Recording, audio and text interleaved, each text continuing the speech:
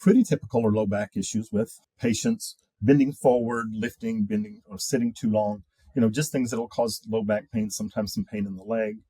And when we bring them in, we will just assess their range of motion, make sure their straight leg raise is good, make sure the strength in the legs are good.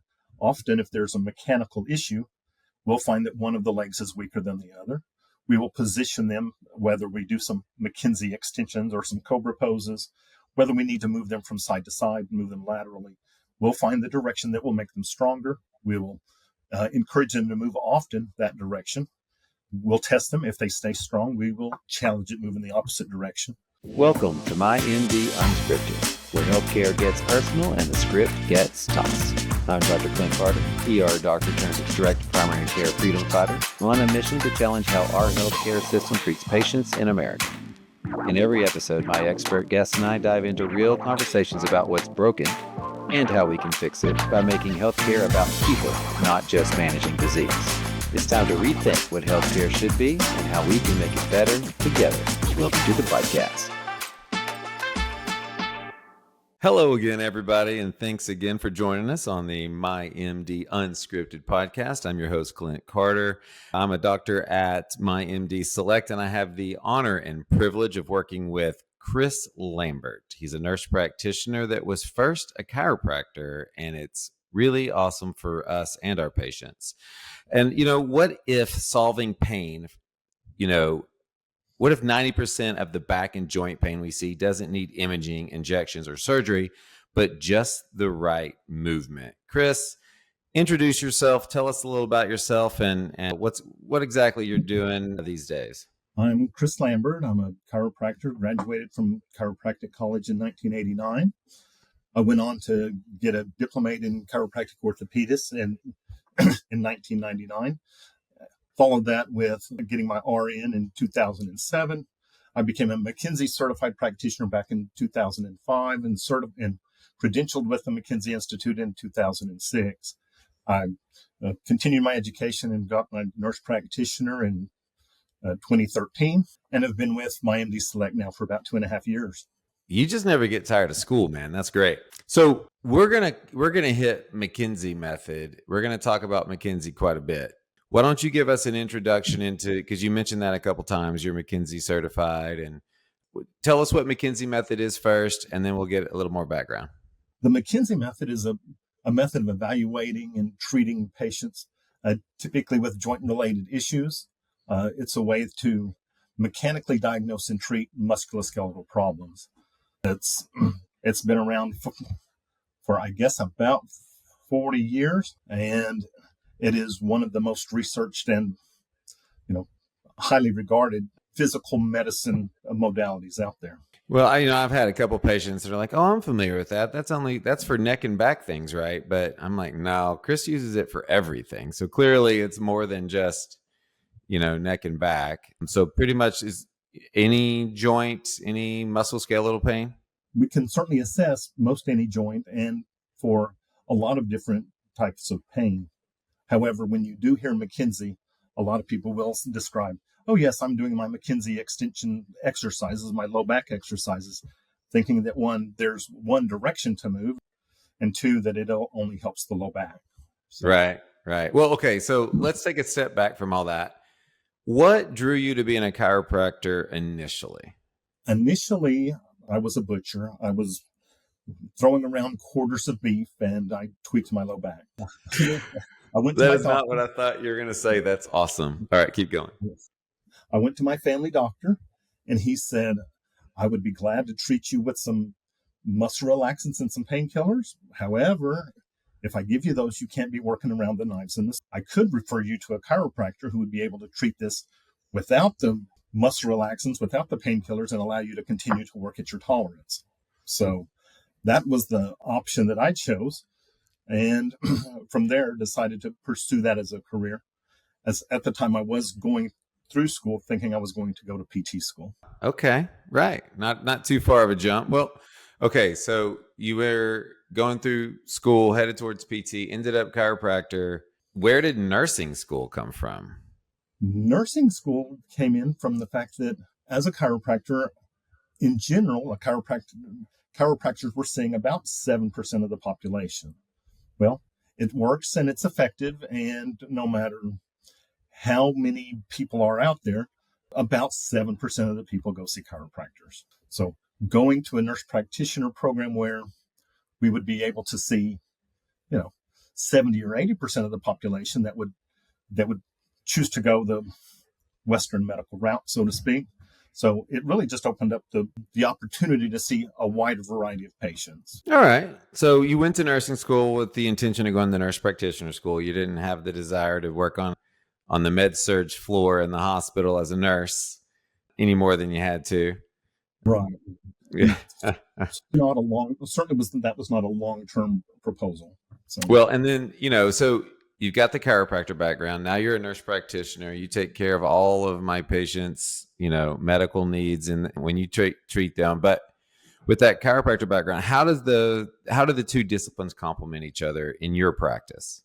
Well, it is nice if I have somebody who is resistant to the exercise.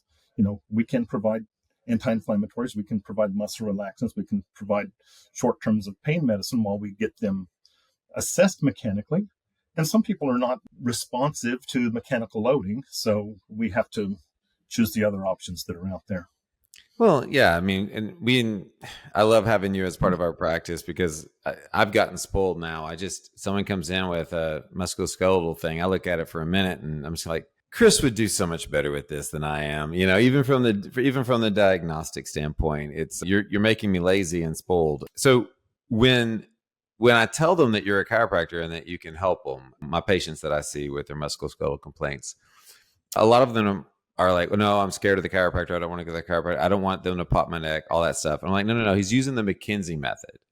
We don't do a ton of, you're not going to come to our practice to see you for your bi-weekly adjustments for maintenance from a chiropractic standpoint. The McKenzie method, while it can be used for maintaining health, we're using it a lot for diagnosis and treating acute, subacute, sometimes chronic pains. How is it different from traditional physical therapy or even traditional chiropractic? The McKenzie technique really has an algorithm that you would follow based on, does somebody's strength improve? Does their range of motion improve? If we can improve the strength, if we can improve the range of motion, then most of the time the pain that they're having goes away. Often we'll have to see them over about 4 visits to make sure that we're moving them the direction that is most beneficial for what their problem is. But we will typically get them to at least notice pain relief and give them a specific set of exercises to do that first visit. So if they don't improve, they're welcome to get back with us sooner. And I've been surprised at what the movements are. I'm learning so much about, the posterior chain and all these things about, where a lot of our problems are, sitting at desks, our head forward, our hips forward, our pelvic tilt, all that stuff. But my daughter's heels were hurting and I thought, okay, you're going to do some sort of a calf stretch, Achilles stretch, front to back stuff. And you had her lean sideways in a doorway and, let her hip fall sideways. And I thought, well, this has nothing to do. And the next thing you know, within 2 minutes, she was like, oh, it's all better. And I'm like, okay, you guys are just screwing with me now. That doesn't make any sense to me. So I've always been, I warn my patients, I'm like, it's not just like what you think he's going to stretch you on. It goes deeper than that. What do you find that this is surprising for your patients? Is it what they're expecting? Is it pretty easy? What's the experience for the patient? The patients normally are a bit surprised when we can feather out some weakness that they didn't know that they have. Yeah. And correct that weakness in office. So essentially what we're doing is testing and retesting positions. So if I test a position and it's weak and I move the patient, retest it and it's strong, then I will move them the opposite direction to just make certain that direction was in fact weak before we go back and correct it. In part so that I know we're moving the right direction, but even more so the patient knows that they're moving the right direction. That's hilarious. Nobody wants to move a direction that's going to make them weak. Yeah, I don't want to be weaker. Come on. What little I work out, I want it to stick. Okay, so when does this approach not work? So, who's the wrong patient? We're always, anytime you have a treatment modality, it's all about patient selection and finding the right patient. But who's the wrong patient here? The wrong patient is an acutely ill patient, a patient with a significant amount of inflammatory stuff going on. Sometimes what you would think is the wrong patient is the right patient. I did have a patient with some neck and arm pain, and within the first visit, I was like, no, every direction we moved you made you worse. And so let's get over to the spine and joint hospital and get an MRI on that particular segment. Unfortunately, we did find that there was a large disc problem and she needed to have surgery. So, however, it was all done within 1 week. So, yeah, as opposed to waiting around or trying different medications in that, this was a clear indication that this is not an easy mechanical problem. Well, it's fun that I love the diagnostic value when I send people over to you. It's all of a sudden, hip pain becomes a very specific diagnosis. Knee pain becomes a very specific diagnosis, and I can, not to minimize, I can diagnose, different joint pains to some degree, but it's not to the level of detail. It's not to the level of, prediction that yours are. So it's really, our patients are starting to get spoiled as well. And, for our patients in the Tyler area, Chris works most of the time for us at an outside clinic inside an employer's plant. So we actually got jealous and pulled him over here 2 half days a week. And so if you want to see Chris, you're a week out from seeing him, unless Chris is the kind of guy, he'll squeeze you in somewhere too. But talk with us about a typical case. Pick one that sticks out in your mind, something that would be classic for the listener out there. He's like, oh yeah, I did that last week, last month, last year, something like that. Pretty typical are low back issues with patients bending forward, lifting, bending, or sitting too long. Just things that'll cause low back pain, sometimes some pain in the leg. And when we bring them in, we will just assess their range of motion, make sure their straight leg raise is good, make sure the strength in the legs are good. Often, if there's a mechanical issue, we'll find that one of the legs is weaker than the other. We will position them, whether we do some McKenzie extensions or some cobra poses, whether we need to move them from side to side, move them laterally. We'll find the direction that will make them stronger. We will encourage them to move often that direction. We'll test them. If they stay strong, we will challenge it, move in the opposite direction. If they go weak, then I am and the patient are both confident that we did make a change that was physiologic, that they could grab hold of and feel it. So why are they weaker? What's going on there? The weakness is likely a neurologic reflex really coming from the brain, because nothing else is going to make changes as quickly as that. Yeah. If this was an inflammatory process, it would take some time for the inflammation to alleviate, to make the changes. So this is a brain spinal cord nerve root issue that we get a response, a reflex from the brain that will allow them to get strong once we put them in the proper position. How long does it take then? So they go home, they've got some exercises to do at home, I guess. They now know which direction to be moving. You said you want them to do it frequently, some certain number of times a day, kind of show them how. You want to see them back. You said maybe it takes 4 weeks to be sure that we're for sure in the right direction, that kind of thing. What kind of timetable are we looking at for short-term and long-term improvement? Short-term improvement, I'm looking for before they come back the next week. And then the number of times that we exercise, or that we put somebody in their preferred position. With the spine, it's typically every 1 to 2 hours. With the extremity, we'll normally do those positions, 3 to 4 times per day. So. Well, I can tell you that my girls, my daughters have had some back stuff, and they are not doing their exercises every 2 hours. I promise you that.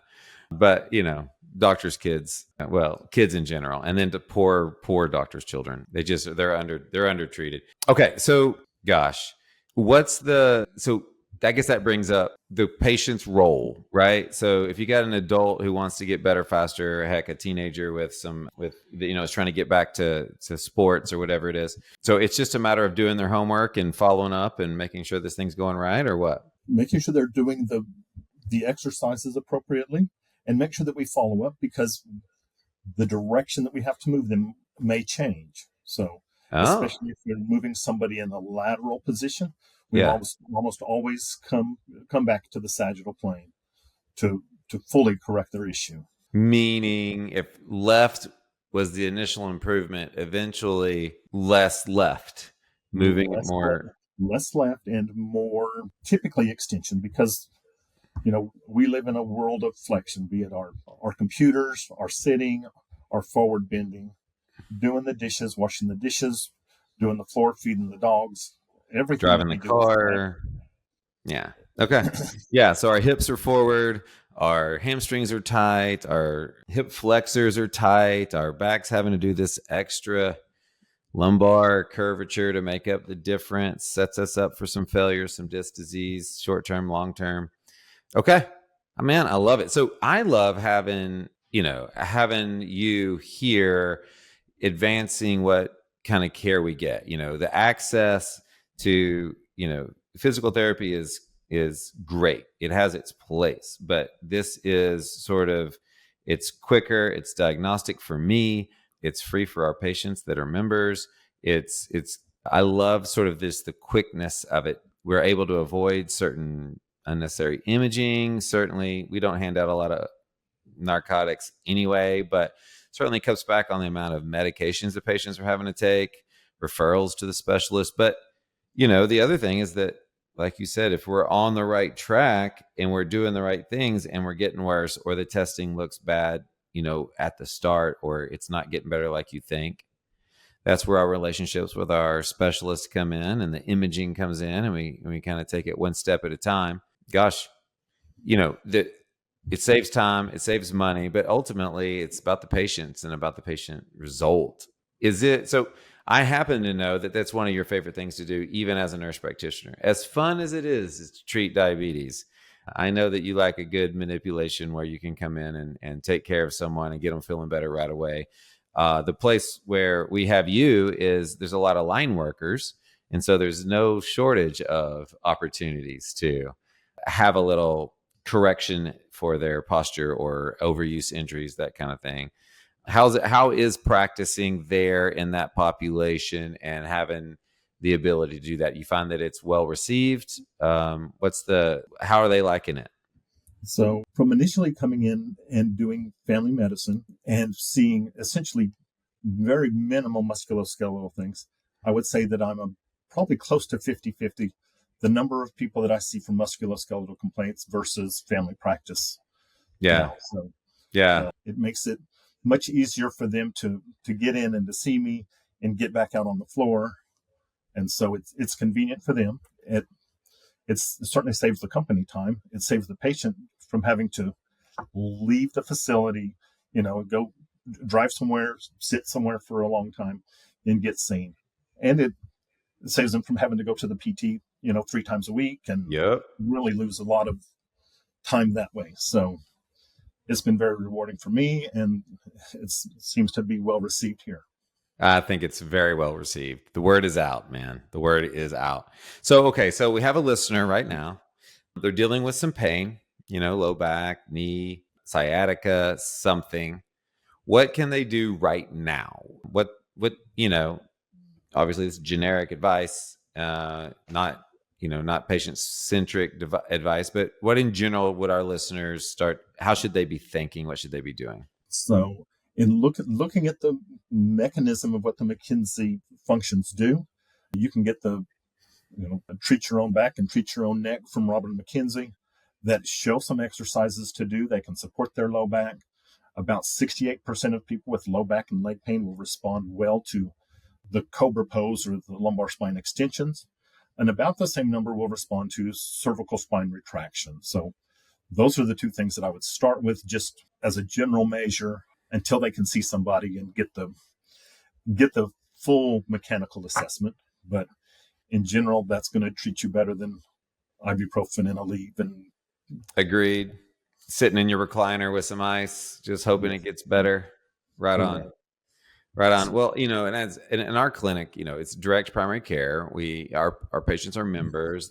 There's unlimited visits. It's hour-long wellness visits. It's same day, next day sick visit. So obviously we're loving the ability to get people seen quickly, for their needs. It's almost like, hey, sorry, but Chris isn't here till next week. Should have got hurt on Monday, not Friday, but or told us about it then. But as a direct primary care team, we can vouch for having this as a part of our clinic. I know the movement is largely getting multidisciplinary. So, direct primary care is not only for primary care, there's direct specialty care as well. I know there's entire ortho groups that are trying to go this way. It's harder because they've got hospitals and trying to avoid insurance in the surgery world is a different thing. But having you a part of our practice has been just awesome. It's been so fun. And quite frankly, my employees are much happier. If God forbid you have an extra 2 minutes before you leave, someone's going to grab you. Tell me about, I don't know, a favorite success story of yours, something that comes up off the top of your mind that makes you smile, that you remember, specifically above all of them. Probably the gentleman that came in about 3 months ago with knee pain, resigned that he's going to have a knee replacement on the left, and had some crepitus, had some very significantly reduced range of motion. And we've worked with his knee and with his back, and we have the gentleman out running on soft ground. So how long did it take to go from I need a knee replacement to running? About 2.5 months. That's crazy. So, and as he said, it's not crunchy anymore. So it means that we're kind of moving the right direction. And, in our practice, we've got an M-Sculpt Neo device that can help with some rehabbing of some muscles and joints and that kind of thing. Having a multidisciplinary approach is great, but that's kind of miraculous, man. I'll want to ask you who that is. That's fun. And then give us a takeaway. Our listeners, pain is it's universal. In our society, we're living older, we're more sedentary. We've already talked about the cars, the computers, the sitting. So there's a lot of chronic pain out there. What's one takeaway that our listeners should get from this, or even the providers that are listening, taking care of this population? What's a good takeaway for someone struggling with chronic or recurring type pain? Movement is medicine. Movement is going to be what people need. It is best if it's moved the precise direction that it needs to move, but any movement's better than no movement. So if it hurts, don't do that. But there's one thing I tell my folks about the physical therapies. They'll try to do their home physical therapy. I'm like, okay, great, but the physical therapist's role is to tell you when it's okay to push through the pain and when you should stop. And in this case, the McKenzie provider is telling you which direction to go, and then if it's okay to push through that or not. For me, our patients, they're kind of spoiled. They get the right direction to go. But for someone who's not in the Tyler area, couldn't come by and be a member of our practice, there's probably a way to find, a McKenzie provider or a chiropractor that enjoys McKenzie, or a physical therapist that enjoys McKenzie. But is it just kind of get moving, and the motions that hurt a lot, don't do those at first? Or how would you think that way? I would say get moving. Okay. And if it hurts, if it's a sharp pain, back off of it a little bit. But, if you need to hurt a little bit to have some symmetry, hurt a little bit to get some symmetry. But how do you know if you're hurting in the right direction? If you're hurting the wrong direction, if the pain goes away from the spine, you need to back off. If the pain is there, but it's coming toward the spine. So if you start out with a sciatica that goes to the calf, and after you've done something, it comes to the knee, we're moving in the right direction. Okay. If it goes mid-calf and you do something and it goes to the foot, you're moving the wrong direction. So what we want to do is centralize the pain. So as much as you can centralize it, the better off you're going to be. It will typically eventually go away if you keep moving the direction that centralizes it. I love it. Thanks, man. My brother is a chiropractor who does activator therapies and more traditional chiropractic alignments. And, that puts me in a especially fun position to be able to have you in my practice, have Cody down the street at Hembry Chiropractic, to have the ability to reach into the functional medicine world, still looking for root causes. But here we're looking for root causes of musculoskeletal things as well. There's other reasons for inflammation that can lead to that, but ultimately treating the root cause of the leg pain by doing a back, exercise is pretty freaking awesome. Thanks, man. Appreciate it. Thanks for your time. I hope you're having a good day out there at the plant and that you're looking forward to a good weekend. But any last thoughts? Anything else I need to ask before we go, or just about ready with this? Oh, well, I appreciate the time, but knowing that 15% or so of the people that call family practice are coming in from musculoskeletal complaints, it's nice to have a good, close relationship with somebody who knows how to treat them, hopefully decrease the number of MGs and keep them out of the injections and the surgery as much as we can. Keep them out of the ER, keep them out of the urgent cares as much as possible. You can avoid some of the consultations. That's great.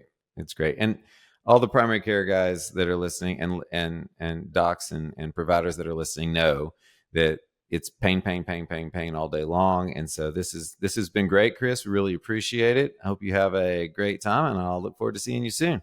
All right. Thank you. Thanks for joining me today on MyMD Unscripted. I hope today's conversation opened your mind and inspired you to imagine a better path for your health and therefore life.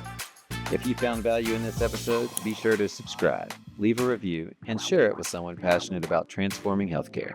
Real change starts with real conversation, so let's keep them going. Until next time, stay well, stay curious, and never stop pushing for better.